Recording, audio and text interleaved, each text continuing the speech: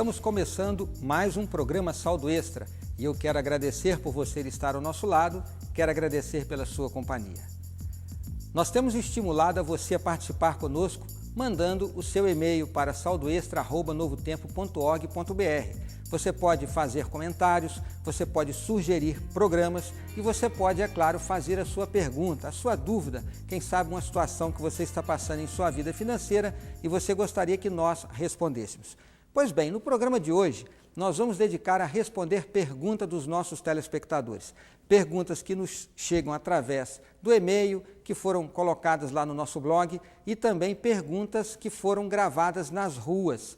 Eu gostaria de estimular você a não sair daí, você ficar conosco, você acompanhar, porque quem sabe a dúvida de alguns desses telespectadores pode ser a sua dúvida também.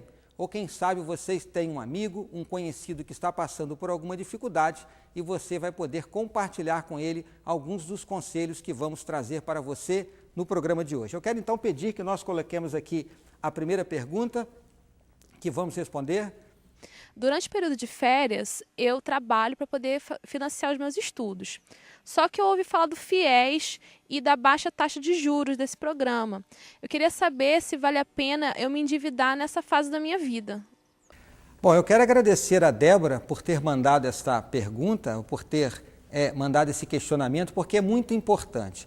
Eu tenho estimulado os jovens a acompanhar o programa Saldo Extra. Você que está estudando, você que vai entrar no mercado de trabalho, nós temos dicas interessantes para você também. Mas a dúvida da Débora é sobre a questão do FIES.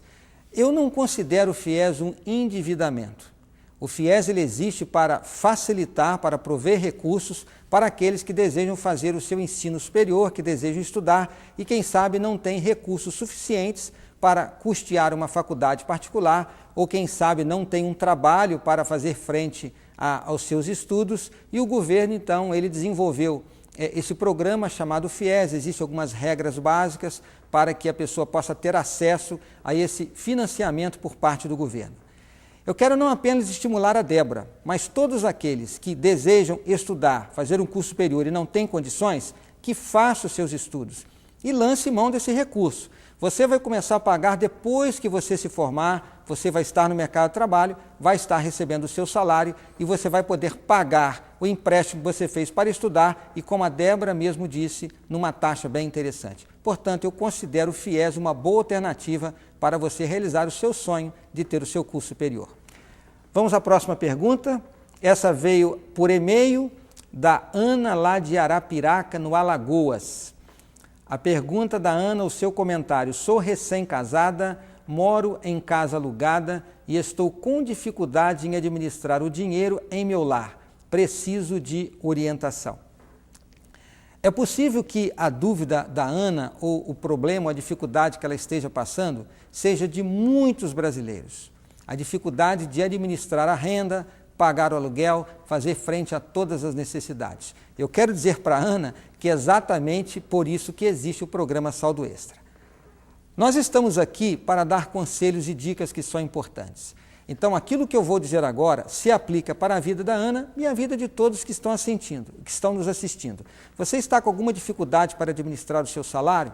Está com dificuldade para pagar o seu aluguel? Então, coloque em prática aquelas dicas que nós aqui temos falado tantas vezes. A primeira delas é você fazer um orçamento daquilo que você está ganhando, levando em consideração a sua renda, e daquilo que você está gastando. Ou seja, você vai gastar de acordo com a sua renda. Você vai incluir o aluguel, que é o caso da Ana, e todas aquelas despesas que são essenciais para o seu dia a dia.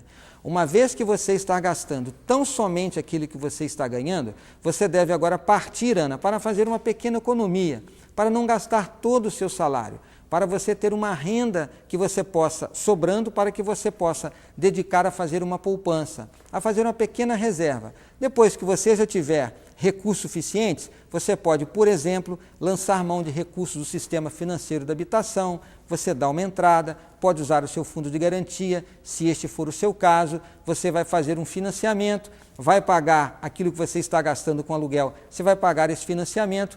Depois que você quitar a sua casa, você já vai ter uma renda maior, porque você não vai ter o aluguel nem o financiamento. existem várias formas, mas o mais importante hoje, Ana, é você não gastar mais do que você recebe, é você deixar uma pequena sobra. Se o seu salário não é o suficiente, talvez você precise de um pouco mais, tente obter uma renda adicional. Quem sabe um pequeno trabalho que você possa fazer com algumas pessoas, uma outra pequena atividade que você possa fazer até em casa com a sua família para aumentar a sua renda.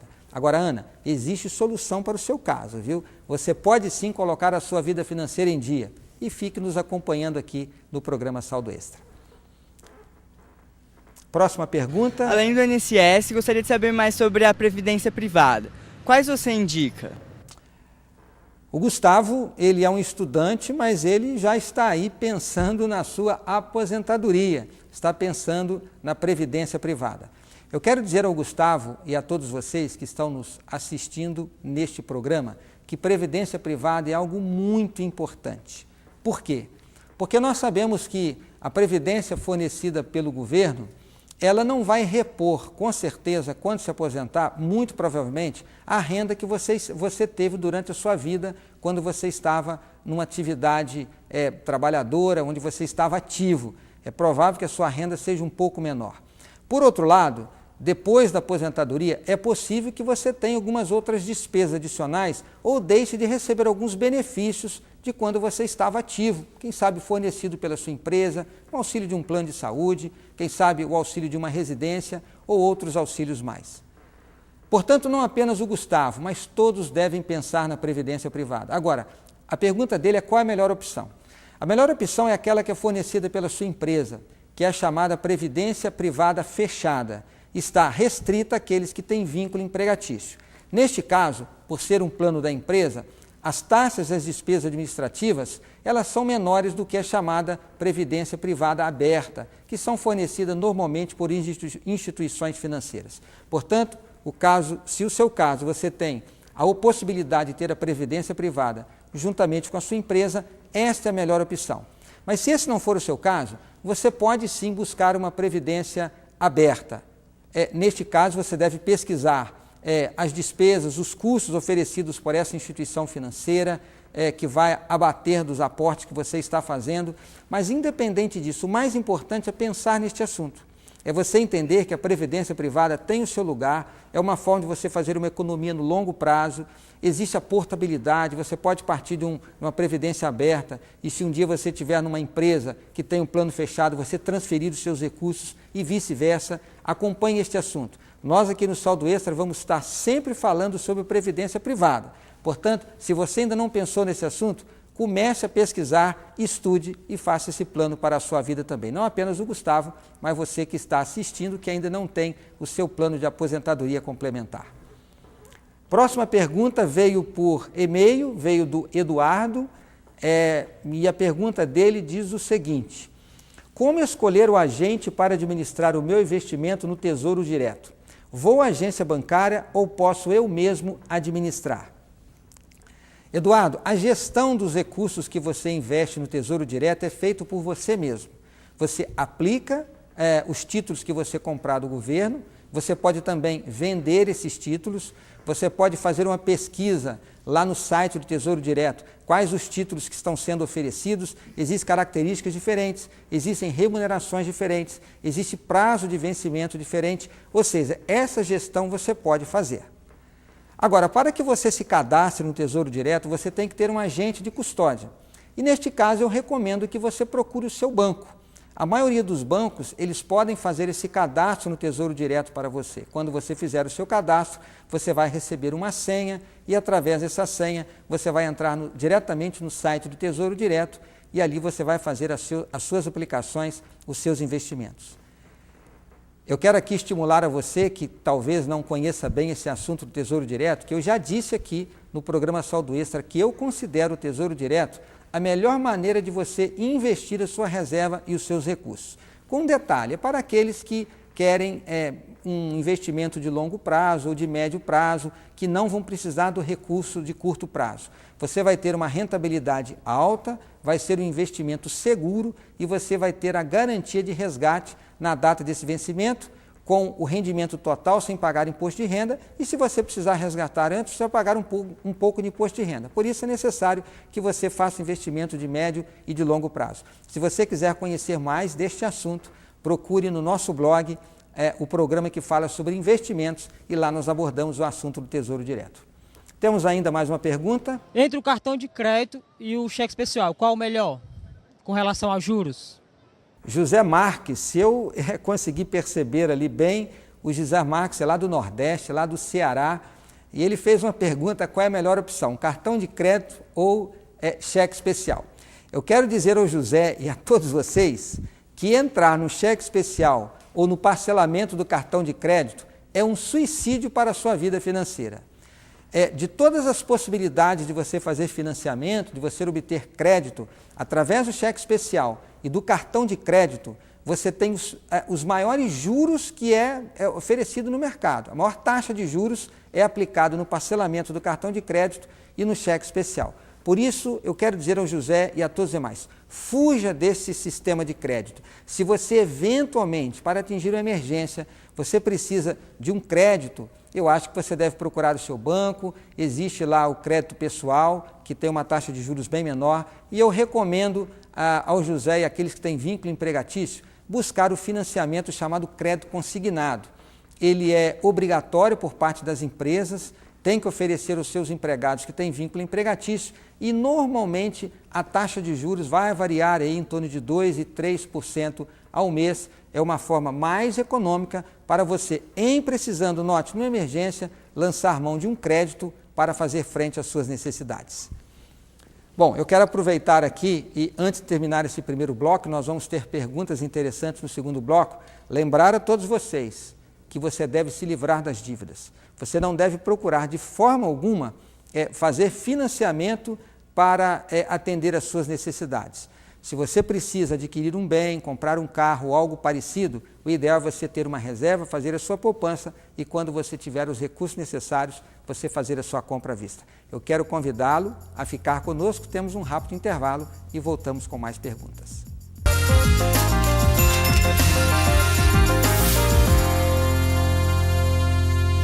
O programa Saldo Extra de hoje está dedicando tempo a responder perguntas dos nossos telespectadores. Fica aqui o incentivo para que, se você tiver alguma dúvida, enviar a sua pergunta também, e nós teremos o prazer de respondê-la. Se você que está assistindo talvez esteja pensando em mudar de canal ou sair aí da sua sala, do seu quarto, eu quero estimular que fique conosco e acompanhe as respostas, porque quem sabe pode ser a sua dúvida também. Vamos à próxima pergunta, que vem do Gilson, veio para o nosso e-mail, e a pergunta dele é: tem um dinheiro investido na poupança, gostaria de mudar de investimento, ou seja, sair da poupança e aplicar em outro fundo de investimento. Qual o melhor investimento aplicando R$5.000? Quero dizer ao Gilson de que ele fez a decisão certa, sair da poupança. Não sou contra a poupança, eu acho que se você tem dificuldade para buscar um investimento, você está com um recurso, ainda não teve tempo para estudar esse assunto, aplique lá na poupança mesmo. Mas o valor de R$5.000 você pode adquirir uma boa rentabilidade.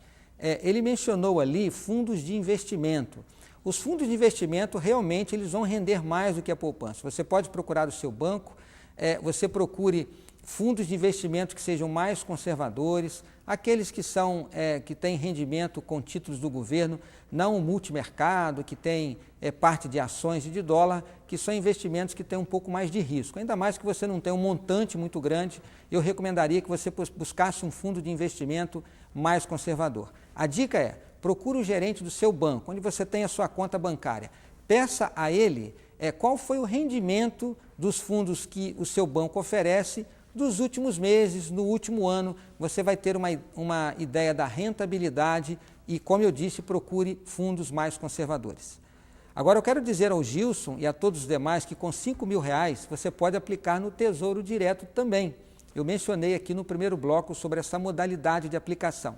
Faço apenas a ressalva de que, no caso do Tesouro Direto, é para uma aplicação de médio ou de longo prazo. Gilson, desejo que você faça uma boa escolha e vai conseguir uma rentabilidade com certeza melhor do que a poupança. Próxima pergunta. Olá, meu nome é Douglas Silva, sou recém-casado e gostaria de dicas sobre planejamento financeiro, já que nesta época da minha vida é preciso muito investimentos de recursos, inclusive financeiros. Bom, eu quero primeiro parabenizar o Douglas, porque ele está recém-casado, já está falando a palavra investimento. Isso é muito importante, Douglas, e você deve ficar atento a este assunto e deve começar a pensar desde já. Eu vou dizer aqui a você que o primeiro investimento que você deve fazer em sua vida agora, que você é recém-casado, é ter a sua casa própria. Já está aprovado, e todos nós sabemos disso, que o pagamento do aluguel, ele talvez seja aquilo que retira a maior parcela do orçamento da família, é o que tem o maior peso. Portanto, ao pensar em fazer os seus investimentos, lembre-se sempre de focar em ter a sua casa própria para que logo você fique livre do aluguel. E siga aqueles conselhos que nós sempre falamos aqui no programa Saldo Extra. Faça o seu orçamento familiar, faça os seus planejamentos de investimentos, procure antecipar o planejamento das suas compras, das suas despesas, para que você sempre viva dentro daquilo que você está ganhando.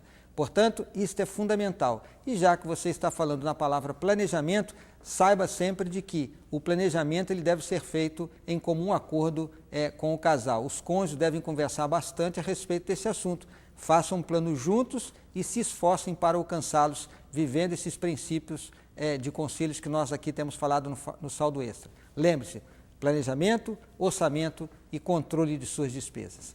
Vamos à próxima pergunta. Esta veio por e-mail da cidade de Ibitinga, aqui próximo, no estado de São Paulo, do Valdecir. É um comentário, ele diz: minha esposa e eu temos um salão de beleza e como recebemos dinheiro a todo momento, pegamos dinheiro do caixa para pagar as contas diárias. Gostaríamos de saber como administrar melhor os gastos do salão e os gastos da casa. Valdecir, a primeira coisa que você deve fazer é montar um livro caixa para o seu salão. Você não vai ter aí uma contabilidade como as empresas normalmente, porque entra dinheiro toda hora, quem sabe você não esteja nem fornecendo documentos de tudo aquilo que você está recebendo. Pois bem, primeiro faça um livro caixa, controle exatamente aquilo que você está recebendo pelo serviço que você está prestando. E de igual modo, anote todas as despesas que você está tendo com a sua atividade. Seja o pagamento de mão de obra, seja a compra de produtos, seja o pagamento da energia elétrica, se for o caso, etc. Ou seja, saiba muito bem qual é o montante de despesas que você tem com a sua atividade, assim como também o montante de receita. Depois você vai apurar o resultado e saber qual é o lucro que você tem com a sua atividade. Depois que você definir exatamente qual é o lucro que você tem com a sua atividade, e é desse lucro que você vai pagar as despesas da sua casa, você deve agora fazer o seu orçamento familiar.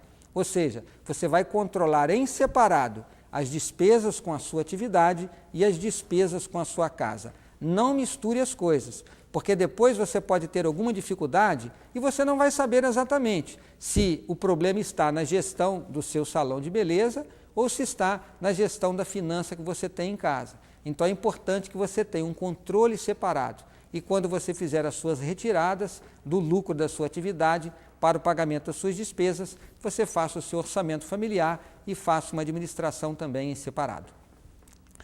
A próxima pergunta. Como conseguir financiamento para quitar dívidas e limpar o nome se as instituições negam crédito a pessoas nessas condições? Se eu entendi bem aqui, é o Elomar que mandou esta pergunta. Eu quero dizer, Elomar, de que as instituições elas não estão negando crédito. Se você tem uma conta bancária, talvez você esteja devendo numa loja, talvez você esteja devendo no mercado, etc. Se você tem uma conta bancária, se você tem um vínculo empregatício, você pode, por exemplo, através da sua empresa, conseguir um crédito consignado. Isso está disponível para você. Talvez até no movimento da sua conta bancária você tenha um crédito pessoal. São duas modalidades de financiamento que você pode obter que tem um juro baixo. Agora, antes de começar a pagar as suas contas, você deve primeiro fazer um levantamento das suas dívidas. Identifique aonde você está devendo e identifique qual é o juro que está sendo cobrado por essas dívidas. Depois que você definir assim o perfil da sua dívida e você lançar mão de um crédito consignado, por exemplo, para pagar as dívidas, você deve quitar aquelas onde você está pagando maior juros. E não se esqueça de quando você for quitar as suas dívidas, você negocie, tente reduzir os juros, tente pagar à vista. Certamente o credor terá interesse em receber o valor principal, talvez apenas com a correção monetária. Se você fizer uma boa negociação, principalmente com o credor diretamente, você vai conseguir pagar menos. O que eu quero dizer é o seguinte, o crédito talvez esteja disponível sim, tá? Você deve procurar um crédito para pagar esses juros, as despesas que têm um juro maior, para que você reduza esse custo que você está pagando com as suas dívidas. E depois que as suas contas todas estiverem em dia, não faça mais dívidas. Compre sempre à vista, faça um planejamento para quitar as suas compras e atender às suas necessidades, pagando sempre à vista. A próxima pergunta vem por e-mail, da Maria, lá de São Luís do Maranhão. Como se faz para poupar quando se ganha tão pouco? Com uma renda de R$1.000, nunca podemos comprar à vista. Eu até entendo a dificuldade da Maria, mesmo não conhecendo aqui detalhes da sua vida, que realmente R$1.000 pode ser uma renda pequena, dependendo do tamanho da família. Agora, Maria, eu quero dizer para você que é possível comprar à vista sim. Você hoje está fazendo as suas compras parcelado porque você não tem condição de comprar à vista, só que você está pagando mais caro por isso. Tudo que você está pagando parcelado, você está pagando com certeza um custo financeiro que está embutido nesses preços. O que eu recomendo a você, Maria? Pare de fazer as compras parceladas. Compre aquilo que é o básico, essencial para a sua casa, para a sua família. Talvez o pagamento do aluguel, quem sabe as despesas com alimentação, quem sabe a conta de energia elétrica, a conta de água, aquilo que é essencial, que depende para a sua sobrevivência e o bem-estar da sua família. Depois que você fizer o pagamento dessas contas básicas, e certamente você vai fazer dentro do seu salário, você então vai abrir uma pequena poupança. Isso mesmo, uma poupança. Não importa se vai sobrar dos seus R$1.000, R$100 ou R$50, e comece então a fazer uma poupança.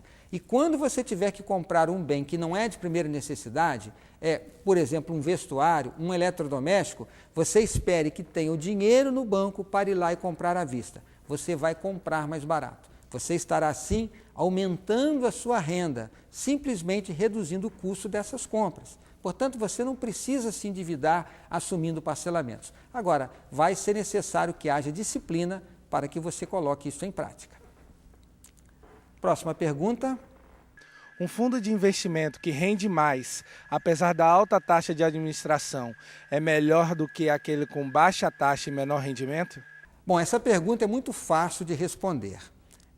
Basta você comparar a taxa do rendimento que o fundo está lhe oferecendo com a taxa de administração. Talvez um esteja oferecendo um rendimento maior, mas a taxa de administração é menor. O rendimento líquido vai ser menor daquele que talvez tenha uma taxa menor, mas talvez nem tenha taxa de administração. Então, faça uma análise, observa qual é o rendimento líquido da sua aplicação. A diferença entre a taxa de remuneração da sua aplicação e aquele custo que está sendo cobrado da sua instituição financeira por estar oferecendo serviço para você. Faça essa análise, compare os fundos que estão sendo oferecidos e escolha aquele que vai lhe dar uma melhor remuneração líquida. Eu quero terminar o programa de hoje, mas eu não poderia deixar de ler aqui com vocês um texto da Bíblia Sagrada. O texto que eu vou ler para vocês está no livro de Provérbios, no capítulo 1, no verso 5.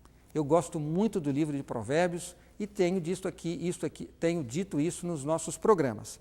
O texto diz o seguinte: ouça o sábio e cresça em prudência, e o instruído adquire habilidade.